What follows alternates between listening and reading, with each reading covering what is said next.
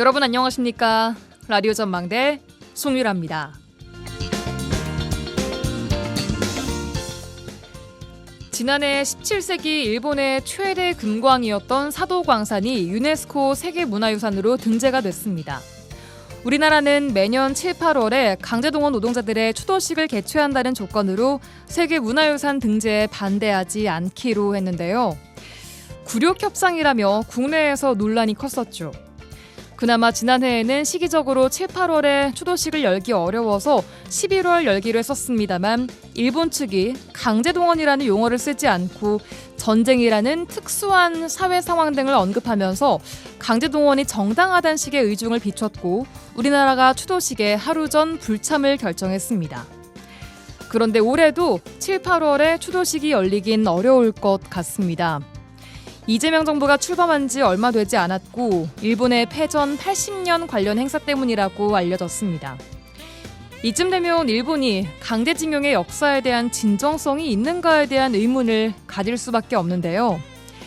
아무리 가리고 미화한다고 해도 금으로 반짝이던 그 광산에 인간으로선 겪어선 안 될 처참한 노역이 있었다는 사실은 변하지 않을 겁니다.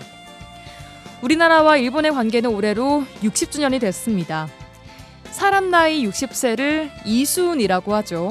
생각하는 것이 원만하여 어떤 일을 들으면 곧 이해한다 이런 뜻입니다. 여전히 풀어야 할 과거사 문제에 대해서 감정적으로 얽히고 또 감출 게 아니라 열린 마음으로 하나씩 듣고 이해하면서 풀어낼 때가 되지 않았나 싶습니다. 오늘 라디오 전망대가 준비한 내용입니다. 지역 소식들 뉴스 브리핑 통해 들어보고요. 정치 한판 이슈책까지 이어집니다. 잠시 후에 뵙죠.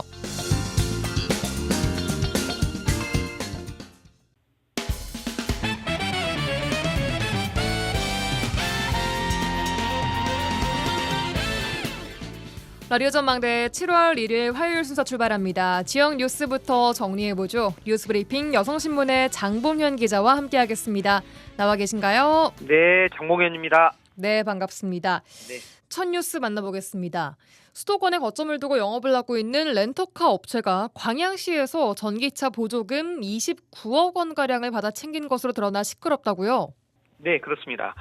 정확히 188대 분량 28억 7천여만 원을 광양시로부터 받아간 것으로 드러났는데요. 예.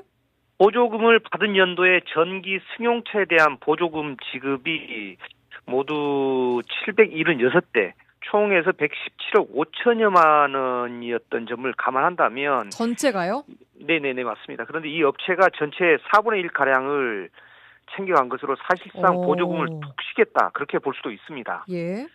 특히나 출고된 차량 대부분이 이 광양 지역 이쪽에서 움직인 게 아니고 수도권에서 장기 임대 계약이 이뤄져서 광양 시민이 받아야 할 혜택을 특정 업체에 퍼졌다, 그런 비판이 나오고 있습니다. 예. 수도권 업체가 어떻게 이렇게 광양시 보조금을 많이 받아갈 수가 있었던 건지 궁금한데요. 네, 부부가 대표로 있는 렌터카 법인 세 곳은 지난 2022년 이전에 광양시의 지점 등을 등록을 했습니다. 예. 당시 서울시의 전기차 보조금이 최대 950만 원이었거든요. 예. 그런데 광양시의 경우는 전국에서 가장 많은 대당 1,550만 원의 보조금을 지급을 해오고 있었습니다. 예. 그래서 해당 업체들은 보조금을 상대적으로 많이 지급하는 광양시의 지점을 등록하고 188대까지 전기차를 구입을 해서 보조금 차익을 받았는데요. 예. 렌터카 업체가 여러 대 전기차 보조금을 받아 챙길 수 있었던 이유는 환경부에서 회사의 전기차 전환을 독려하기 위해 시행된 KEV100 정책 때문이었습니다. 이게 뭐예요? 2022년부터 2023년까지 시행된 이 정책은 법인에게 1년에 한 대만 보조금을 받을 수 있던 규정을 무제한으로 풀어줬던 그런 제도거든요. 예.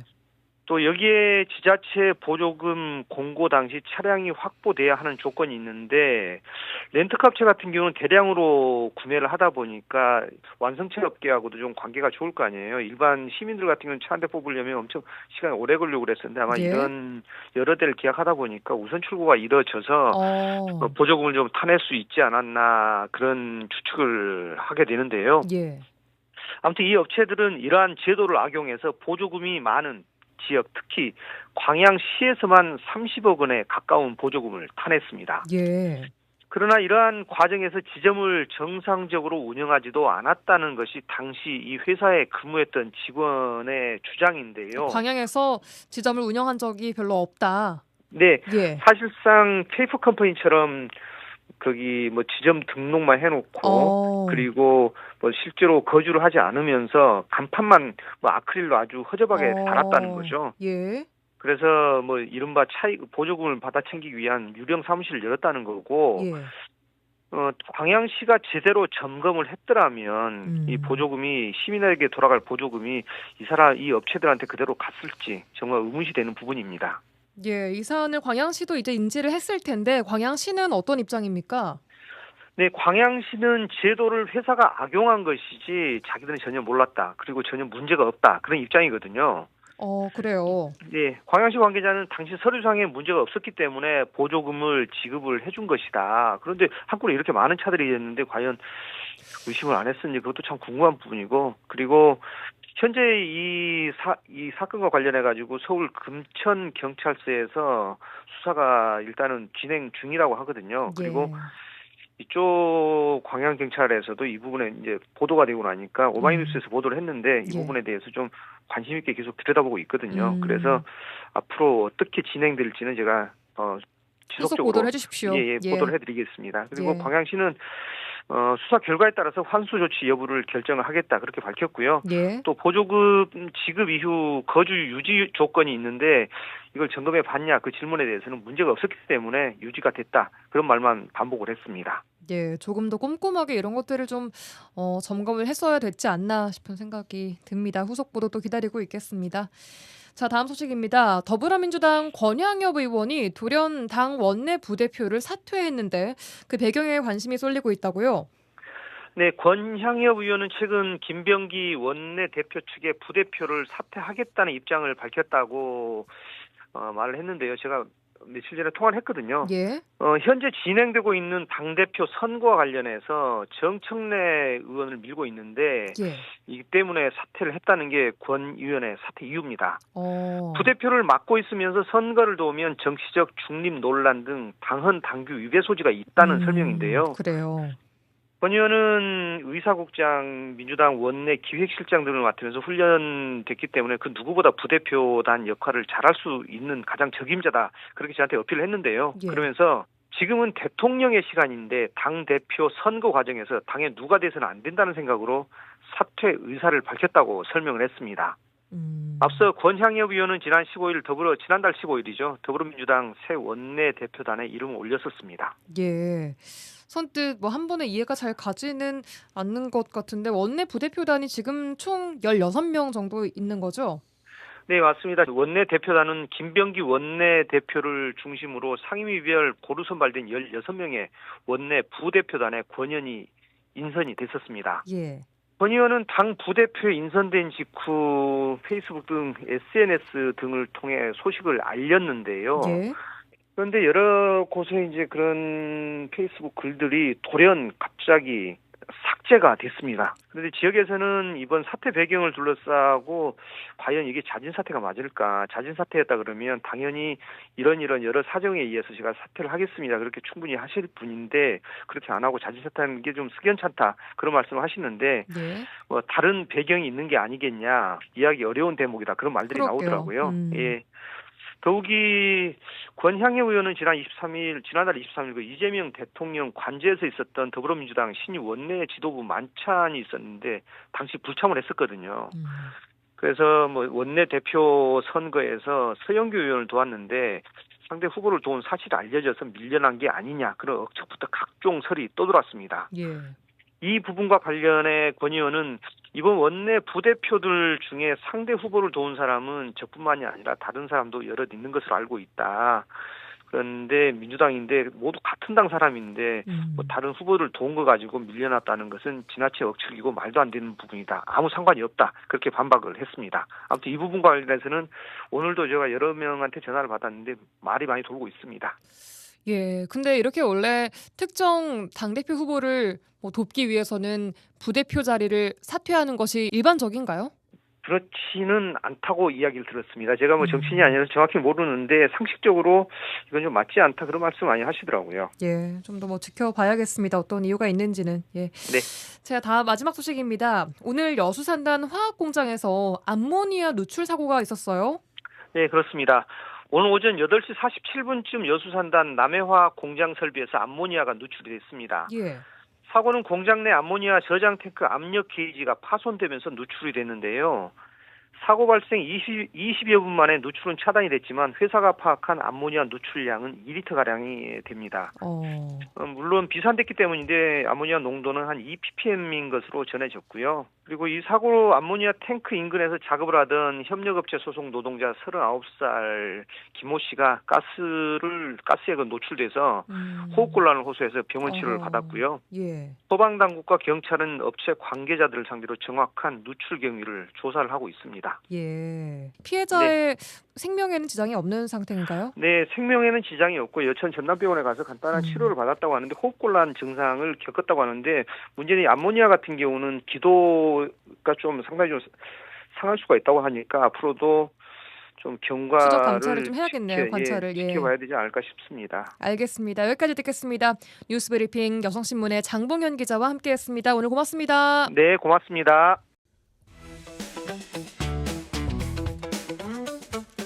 지역의 이슈를 직접 체크해드립니다.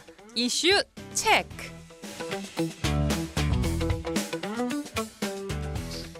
네, 이슈 체커 김지연 리포터와 함께하겠습니다. 어서 오세요. 안녕하세요. 네, 오늘은 어떤 이슈 체크해볼까요? 오늘의 이슈 체크. 가족 사이에 일어난 강력 범죄에 대한 이야기입니다.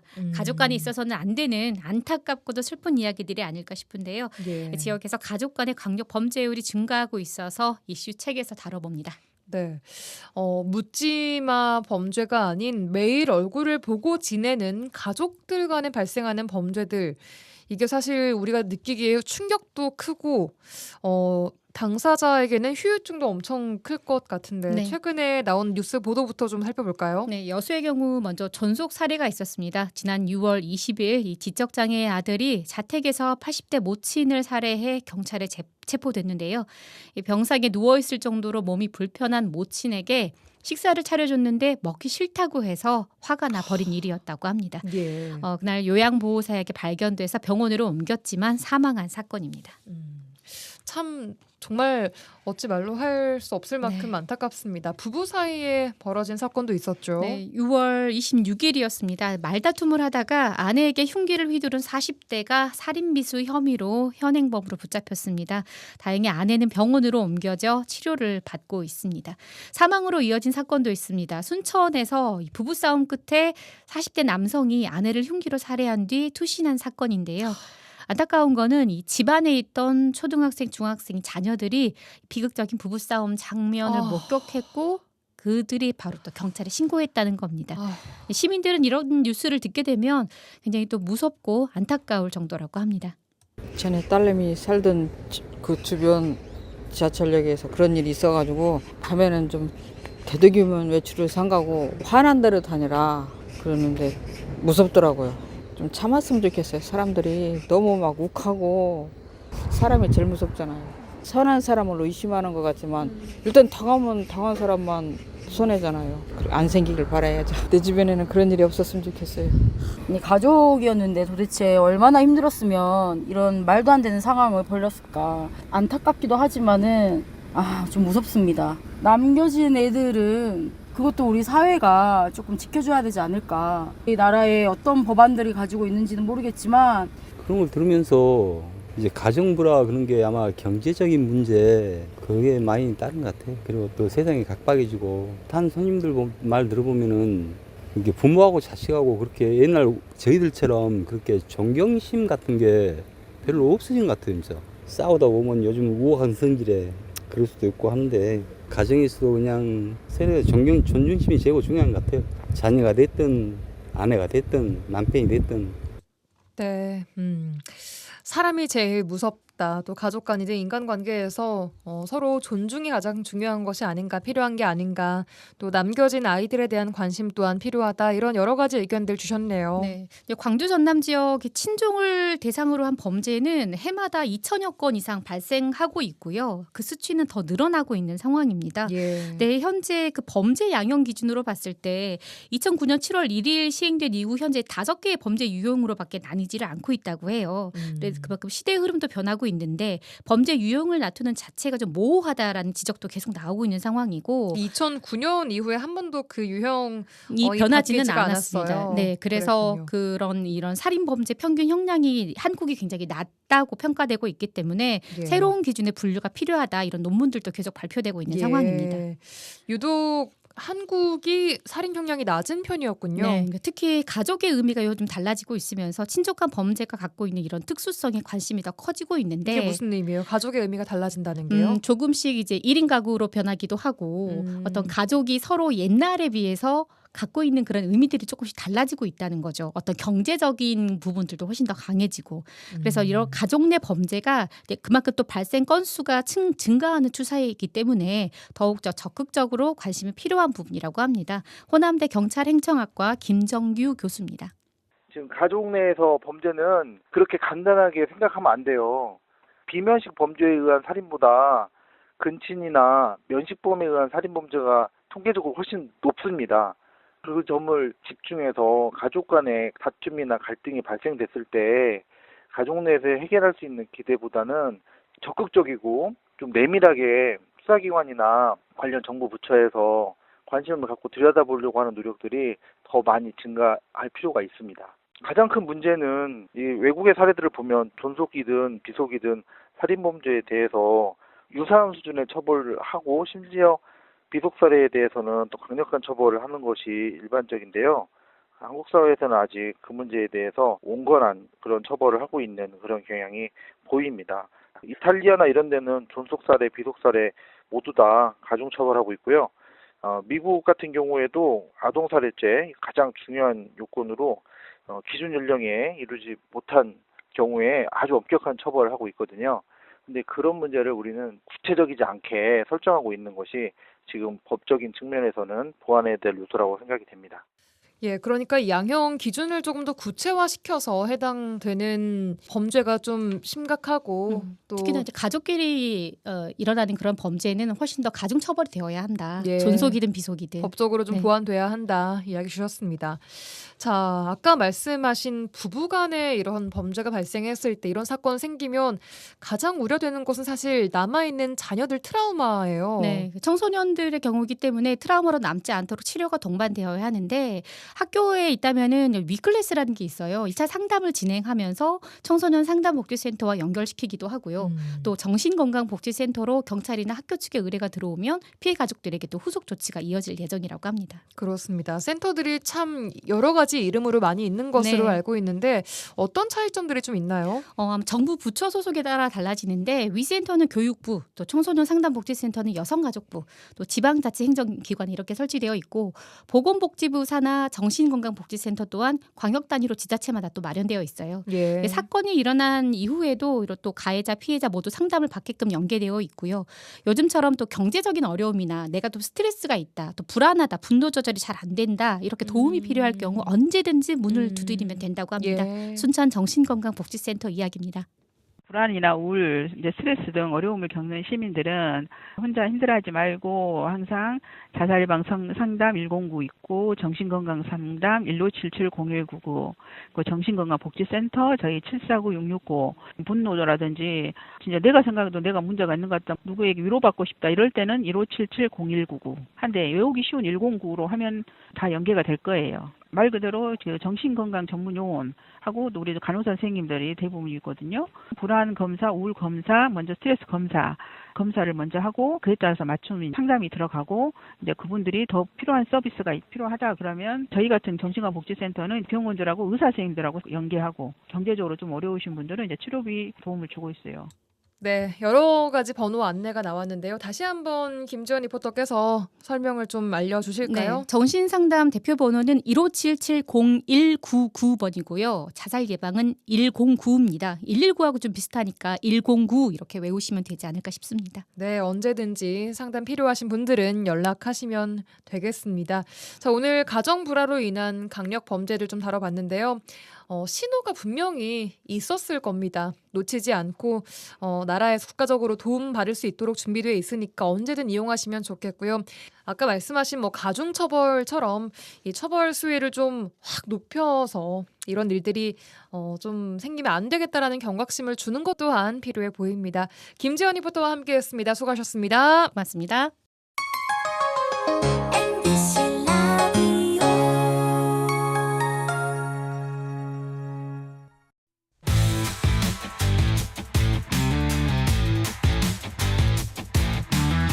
라디오 전망대 정치 한판. 네, 정치 한판 시작합니다. 더불어민주당 서동용 전 의원 나와 계셨고요. 오늘도 김영석 국민의힘 순천갑 당협위원장과 함께하겠습니다. 두 분 어서 오십시오. 네, 반갑습니다. 예, 지난주에 이어서 오늘도 스튜디오에서 함께 하게 됐습니다. 이렇게 얼굴 보면서 토크를 하니까 저는 개인적으로 훨씬 좋은 것 같습니다, 서 의원님. 예, 안 그러십니까? 예, 아무래도요. 훨씬 더 생동감도 있고 좋습니다. 그렇죠. 한 주간도 어떻게 보내셨습니까?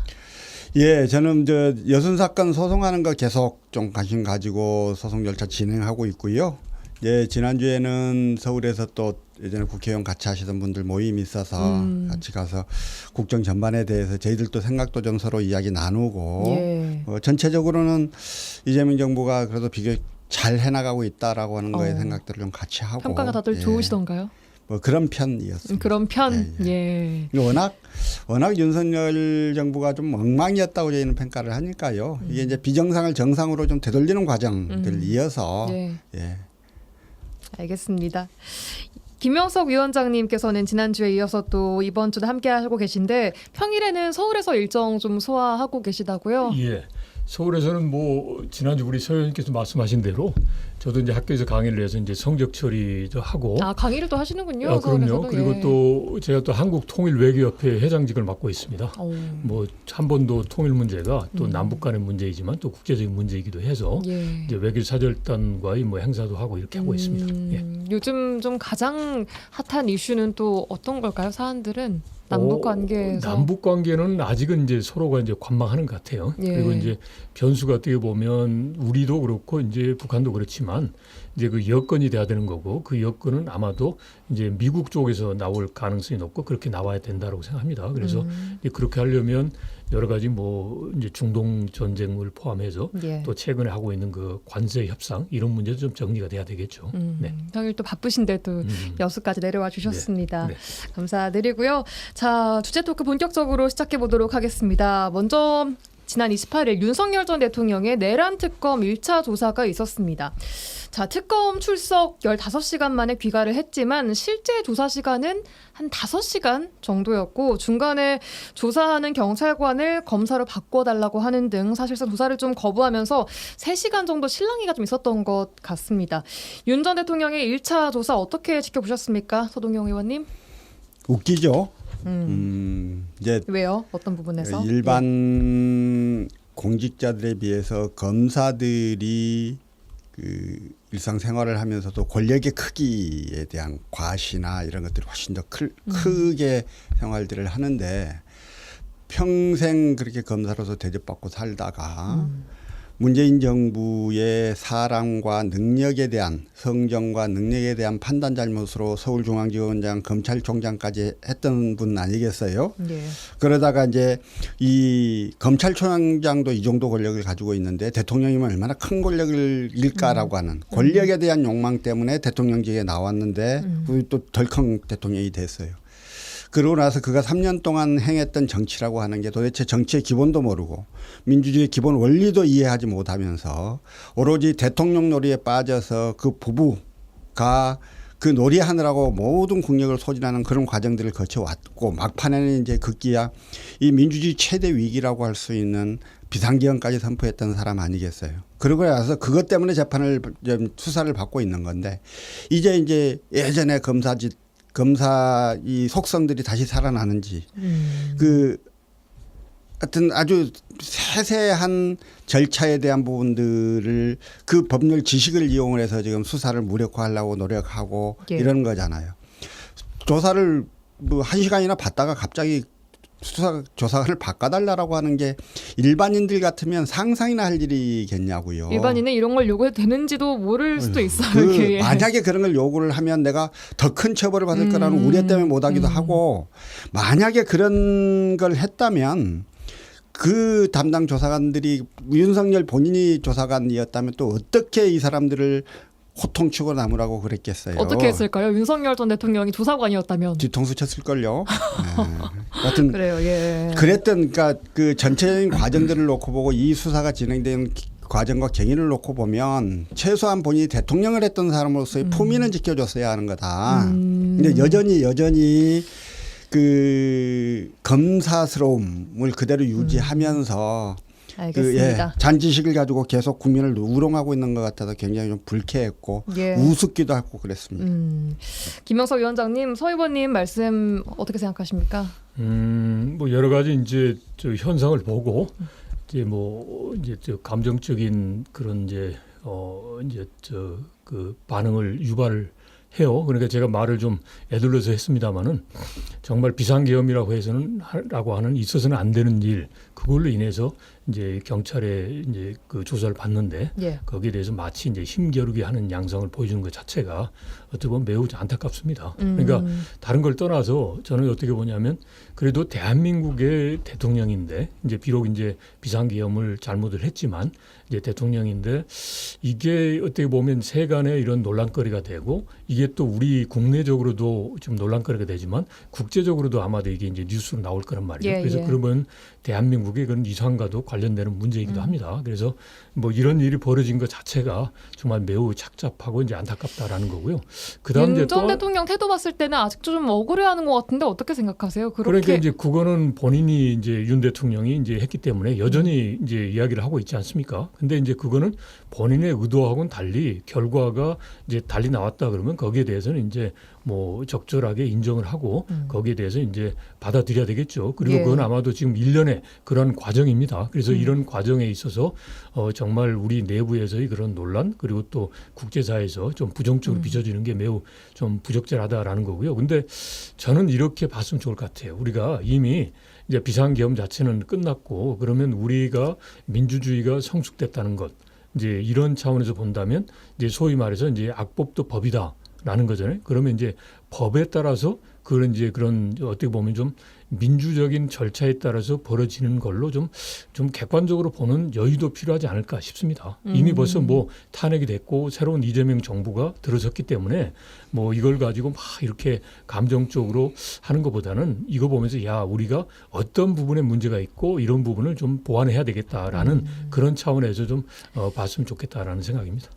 알겠습니다. 최소한 이 헌정 질서를 중단시키는 이 잘못에 대해서 단죄하는 절차들 이 과정을 거치지 않으면 다음에 또 어떤 사람이 권력을 잡고 이와 비슷한 일들을 했을 때 국민들이 거기에 저항할 수 없게 돼요. 그래서 분명한 단죄가 필요한 거고 그 그래서 과정이라고 지금 그 과정이라고 그렇죠. 볼 수 있을 건데 네. 문제는 본인이 최소한의 품위를 지켜줘야 하는 거예요. 최소한의 품이라고 하시면 최소한 법에 의해서 진행되고 있는 절차라면 순응하고 따라야 따라주고 한다. 그 과정에 대해서 열심히 자기가 설명할 건 설명하지만 이렇게 조사관을 바꿔달라 이런 일반인들은 상상도 못할 이런 이야기를 하면서 개기고 버티고 이렇게 하는 것들은 옳지 않고요. 우리 민주주의 발전을 위해서 옳지 않다는 생각들을 좀 할 필요가 있을 것 같아요. 오늘 오전 진행될 예정이었던 2차 조사에 대해서도 윤 전 대통령 결국 불출석을 했습니다.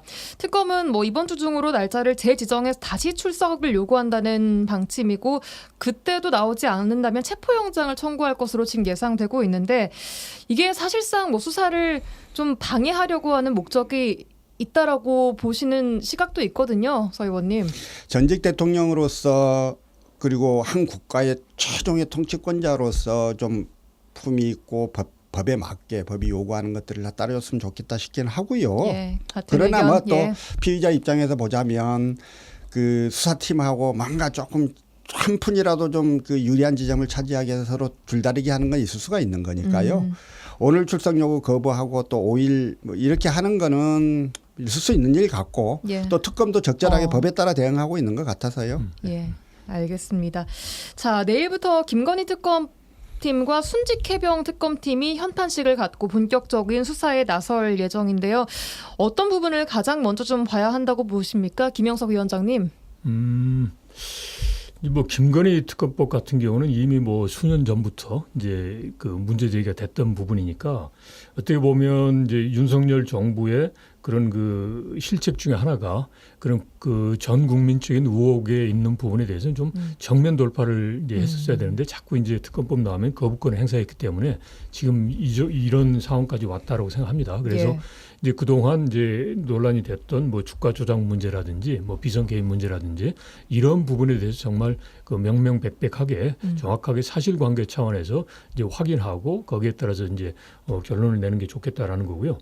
그다음에 이제 순직 해병 특검법 같은 경우는 참고로 저도 이제 해병 부대에서 3년간 근무를 했습니다. 예. 그래서 전체적으로 보니까 그 수해 복구 이제 하는 그데 이제 병력이 동원됐는데 거기에서 이제 안전 조치가 제대로 이루어지지 이제 않은 것 그리고 이제 그런 가운데서 벌어진 일에 대해서 이제 소위 말해서 이제 어떤 식으로 그걸 뭐 재발 방지책을 이제 물색을 하고 그리고 또 여기에 대해서 이제 적절한 관련자의 그런 책임 이제 추궁이 필요한데 그 부분이 어떻게 잘 됐는지라는 부분에 대해서 이제 정말 그 특정인에 대해서 뭐 이걸 뭐 문제 제기해서 뭐 혼낸다 그런 차원보다도 이런 일이 재발하지 않도록 하는 이제 그런 차원에서 좀 특검의 수사 그리고 결과가 나왔으면 좋겠다 하는 생각입니다. 예, 서 의원님. 이제 제가 찾아보니까 4번이에요. 그러니까 김건희 특검법이 거부권 행사된 게요. 최혜병 특검법도 2번인가 그렇죠. 우선 김건희 특검법은 그동안에 주가 조작 문제에 대한 시비가 워낙 많았어서 그 부분부터 수사가 좀 신속하게 돼야 될 것 같고 최혜병 특검법은 사실 생각해 보면 큰일 아니에요. 사람이 죽은 큰일이긴 하지만 그게 공무를 집행하는 과정에서 발생한 의도적인 살인이나 그런 게 아니어서 찬찬하게 진상 따져서 책임질 사람 책임지면 아무 문제도 아닐 수 있었던 문제예요. 예. 근데 이 문제를 갑자기 대통령이 나서서 누구를 처벌하라 말하라고 하는 절대 권력을 갖고 있는 사람이 처벌의 양과 여부도 결정한다고 하는 이 인식이 발동해서 갑자기 사건을 키워버리는 거란 말입니다. 그런데 이 문제에 대해서 국민들의 안타까움이 워낙 큰 부분이었기 때문에 이것도 이제 진상규명을 다 해야 할 건데 사실 최혜병 특검법은 비교적 간단한 사건처럼은 보여요. 특검이 하기에도. 그래서 좀 조속한 결과가 나오기를 바라고 국민들이 워낙 의혹을 가지고 그동안 지켜봤던 사건이니만큼 좀 빠른 수사와 정의로운 결정 뭐 이런 것들이 좀 빨리 나와주기를 바랍니다. 예, 특검 꾸려진 만큼 그럴 수 있기를 좀 같이 바라보겠습니다. 자, 이재명 정부의 1기 내각 구성이 이제 9분 응선을 좀 넘은 가운데 김경수 전 지사가 장관급인 대통령 직속의 지방시대 위원장에 임명됐습니다.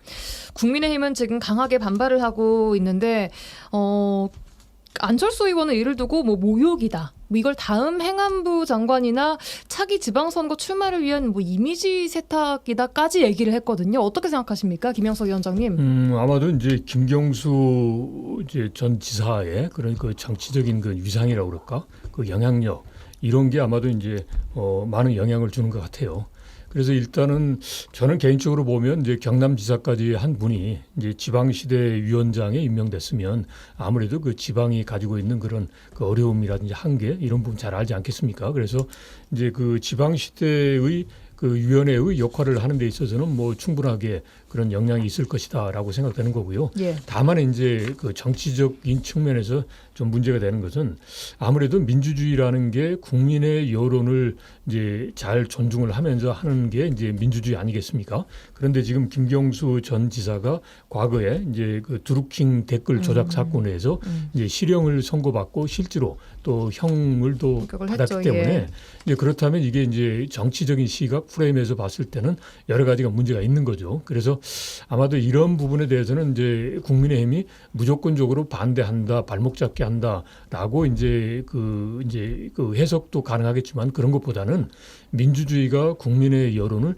왜곡됨이 없이 이제 이걸 잘 이제 수용을 하고 그런 가운데서 이제 바른 그리고 또 올바른 또 그다음에 이제 따뜻한 정치가 이루어져야 된다. 이제 그러한 이제 요구로 그 받아들였으면 좋겠다 싶습니다. 그래서 특정 인물을 이제 일종의 좀 뭐 발목 잡기 이런 식으로 보는 게 아니라 정말 국민의 여론이 왜곡되지 않는 그런 민주주의를 실현을 해야 되겠다. 실현하자. 이제 그러한 그런 그 요구, 요청 뭐 이런 쪽으로 해석을 하는 게 적절하지 않나 싶습니다. 국민의 여론이 왜곡되지 않는이라고 하면 무슨 말씀이실까요? 국민의 여론 뭐라고 지금 생각하고 계시는 겁니까? 그러니까 이제 지금 이제 김경수 전 지사의 경우는 이제 소위 드루킹 그 댓글 조작 사건으로 해서 이제 대법원까지 해서 이제 실형 선고를 받았잖아요. 그러니까 이제 이런 일이 민주주의 사회에서는 있어서는 안 된다라는 거죠. 그런 의미로 이제 보는 게 좋겠다 싶습니다. 반대하시는 건가요? 아니 그러니까 위원장님도? 지금 이제 국민의힘에서 이런 입장을 보이고 있는 거니까 기본적으로 보면 지방시대위원회의 역할을 제대로 할 수 있느냐라는 게 아니라 포인트가 이제 소위 이게 이제 아주 먼 미래의 일이 아니고 실제로 이제 그 가까운 이제 시점에서 벌어졌던 일이기 때문에 과거에? 그래서 아마도 이제 그런 것 같습니다. 알겠습니다. 서 의원님은 어떻게 생각하십니까? 일단 이제 이번 인사에 대해서 국민의힘은 원칙과 기준이 없는 보훈 인사다 이렇게 혹평을 했어요. 그리고 의원 내각계 이제 의구심이 들 정도로 의원이 많이 들어간 거에 대해서 비판도 했고 구체적인 인사 내용에 대해서는 정은경 보건복지부 장관하고 김경수 지방시대위원장 두 분에 대한 평가를 이제 국민의힘에서는 좀 내놓고 있는 것 같고, 근데 안철수 의원이 다른 인사에 대해서는 특별한 입장을 내지 않으면서 김경수 지방시대위원장에 대해서만 집요하게 공격을 하고 계세요. 전반적으로 뭐 얘기를 한 것 같기도 하고 특히 김경수 전 지사 이야기를 많이 하긴 했죠. 제가 보도로 봐서는 안철수 의원이 지적한 거는 특히 김경수 위원장만 좀 지적하신 게 아닌가 하는 생각이 있었는데요. 뭐 다 아는 대로 드루킹 댓글 조작 사건과 관련해서 김경수 위원장이 대법원에서 실형을 선고받은 건 사실이죠. 그러나 이제 사면을 받아서 공무단임권에는 제한이 없는 상태가 되지 않았습니까? 그럼에도 불구하고 그런 사람이 유독 김경수 위원장만 있는 게 아닐 텐데 김경수 위원장에 대해서만 공격을 하는 게 혹시 부산 출신인 안철수 의원이 경남 출신인 김경수 위원장을 정치적인 맞상대라고 생각을 해서 공격하고 있는 게 아닌가라는 생각마저 좀 들었어요. 이거 어떻게 생각하세요? 김영석 위원장님 동의하십니까? 뭐 정치적으로 보면 일종의 그 정당의 목표가 이제 정권을 잡는 거 아니겠습니까? 그러면 이제 아무래도 이제 그런 부분도 전혀 뭐 없다라고는 할 수는 없겠죠. 그래서 그렇지만 하여튼 아까 제가 말씀드린 대로 알겠습니다. 이제 그런 그 국민의 여론 왜곡과 관련된 아직도 뚜렷한 인상이 있는데 이게 지금 너무 중요한 자리에 가는 거 아니냐 뭐 이런 걸 문제 삼는 거죠. 저는 이제 그 윤석열 정부가 김경수 전 지사를 특별 사면을 하지 않았습니까? 그게 처음에 2022년도에 특별 사면을 했다가 그때는 복권을 안 시켰어요.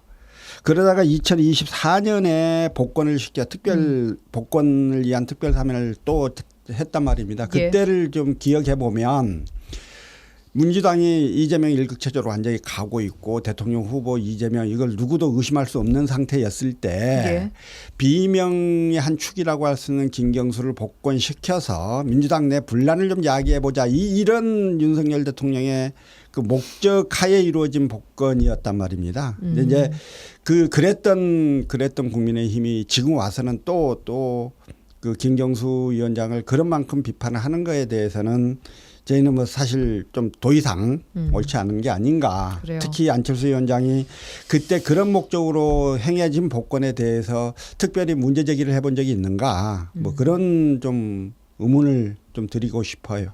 좀 세게 말씀하시긴 했더라고요. 뭐 러브버그 이야기까지 하시면서 그렇습니다. 오늘 점심을 먹는데 TV에 러브버그가 나와가지고 깜짝 놀랐습니다. 러브버그가 좀 뭐 핫한 소재이긴 한데 뭐 여기다가 이런 비유를 하실 줄은 저도 좀 깜짝 놀랐던 것 같습니다. 자, 그렇습니다. 이제 좀 앞으로의 이제 인사는 국토교통부, 문화체육관광부 좀 정도 남은 것 같고 거의 다 많이 마무리가 된 상황인데 지금까지 인사에 대한 총평 짧게 좀 주실까요, 김영석 위원장님? 일단은 이제 대통령제인데 지금 이제 정치인들이 되고 약 한 40% 이상 또 이게 그 지명됐지 않습니까? 그래서 뭐 의원 내각제 형태가 아니냐 이런 이제 평가도 받습니다. 근데 저는 개인적으로 그게 맞다라고 봅니다. 그러니까 그러세요? 이제 그러니까 대통령의 의중 철학을 이제 각 부처 장관이 그걸 충분하게 인지를 하고 이제 하는 게 어떻게 보면 견제이지만 이제 행정부하고 입법부가 서로 견제도 하지만 서로 협력도 해야 되거든요. 예. 그래서 그런 차원에서 본다면 하여튼 저는 뭐 부정적으로 보지는 않습니다. 그래서 다만 이제 이재명 정부가 그런 분열보다는 통합의 정치로 해서 대한민국의 미래와 발전을 위해서 서로 이제 내각과 그다음에 이제 국회가 서로 협력해서 그 의미 있는 결과를 만들어낼 길을 이제 소망합니다. 예, 서 의원님께 여쭤보면은 뭐 잘하고 있는 것 같다고 말씀하실 것 같기는 아니요, 아닙니까? 예. 제가요 지난번 첫 번째 장관 인사에 대해서 소감을 물었을 때 뭐 여러 가지가 있지만 무엇보다도 다양한 인선에 굉장히 그 눈이 갔다. 관료 출신도 있고 정치인 출신도 있고 그 기업가 출신도 있고 또 현역 철도 기관사도 있었고 거기다 출신 지역도 다양하고 출신 인사도 다양하고 이런 면들을 보면 윤석열 정부 초대 내각 19명 중에 국무총리와 장관 19명 중에 11명이 이제 서울대 출신인 거에 비하면 많이 좀 차이가 난다. 그래서 이렇게 다양성들이 참 좋다 이렇게 이야기를 했는데 이번에 2차 인선을 보니까 발표된 9명 중에 7명이 서울대 출신이어서 제가 굉장히 꼴끔해졌어요. 과거에 했던 말과 그 말 철회하시나요? 아니 뭐 그렇지는 않고요. 앞으로 그 국무위원들이 다양한 관점을 가지고 어쨌든 치열하게 국무회의 석상에서 토론하고 논쟁하는 그런 좀 건강한 모습들 보여주길 바라고. 다만 이 이제 정치 보복이라는 국민의힘의 비판에는 어떻게 받아들이겠어요? 뭐가 정치 이게 보복? 뭐 장관 인사가 아니라 이건 정치 보복인 것 같다. 그게 뭔 말입니까 그것이? 국민의힘 김기현 의원이 행안부 장관의 현역 여당 의원을 앉히겠다는 것은 뭐 장관 인사라 쓰고 정치 보복이라고 읽어야 할 것 같다 이런 말을 했거든요. 정치인들 갖춰다 앉히는 게 뭐 만리 정의에 대해서 비판이 있을 수는 있습니다만 그러나 우리 법제에서 허용된 거고 또 지금까지도 많은 정치인들이 장관직을 수행하고 또 그분들 중에 잘하신 분들도 많았는데 뜬금없이 뭐 행안부 장관 등을 두고 정치 보복이라고 얘기하는 너무 좀 우습고요.